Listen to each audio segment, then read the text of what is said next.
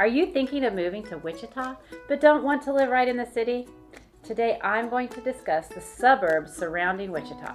Hi, I'm Pam Flesher, a realtor with J.P. Wygand & Sons, and I love sharing about all things Wichita, Kansas. Now let's talk about those suburbs. I will mention the schools in the suburbs, and these will all include public school details. There are also a variety of private schools in Wichita and the surrounding suburbs, but we don't have time to mention all of those. I'm going to start with Andover, Kansas. This small suburb is on the east side of Wichita and has very popular schools. The homes in this area are usually at the top of the price point for Wichita. Andover has a main street and a few businesses and restaurants to visit. There are 2 high schools and middle schools, with several elementary schools feeding into them. Both high schools share one football stadium, and the whole town turns out for the big game between the 2 high schools. You don't want to miss that one. Most of the homes in the Andover School District are actually located in Wichita proper. Living in the town of Andover increases the yearly taxes by about $1,000 a year, and I'm not sure what a homeowner gets for that extra tax amount. If you like to live a little bit more out in the country, you might like the small suburbs of Benton, Towanda, or El Dorado. Benton and Towanda are just a short drive northeast of Wichita, and there is 1 high school, 1 middle school, and 4 elementary schools in the district of Circle. El Dorado is almost a 30-minute drive from Wichita and is less of a suburb and more of its own city.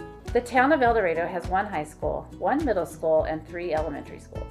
Augusta, Kansas, and Rose Hill, Kansas are also 2 small towns that can be considered suburbs of Wichita. Both are located east and southeast of town.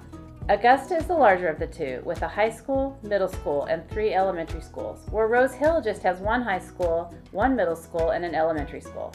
Augusta has several restaurants, shops, and even its own Walmart. That could be pretty important. The Bel Air and Keachai area, just north of Wichita, are the only suburbs that don't have their own school district. They feed into Wichita. Bel Air is really just an extension of Wichita, where Keachai is located further north, just outside of Wichita. One of my favorite shops, the Vintage Rhinestone, is located right in Keachai and is a popular shopping spot for decorating a home. Now, when you travel to the west side of Wichita, you find 2 additional suburbs. Maize and Goddard are both small towns with their own school districts, with many of the homes feeding into their districts actually located in Wichita. Both school districts are also very popular.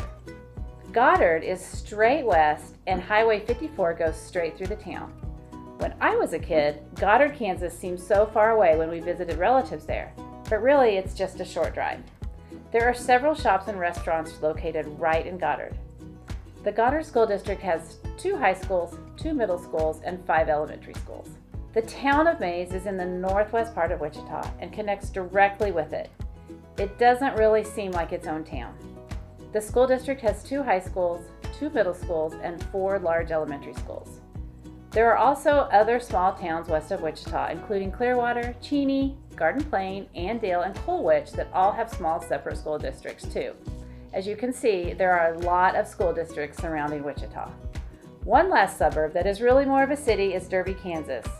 Derby is located south of Wichita and is close to McConnell Air Force Base. Click here to find more info about Derby, Kansas, and why you just might find a dinosaur there.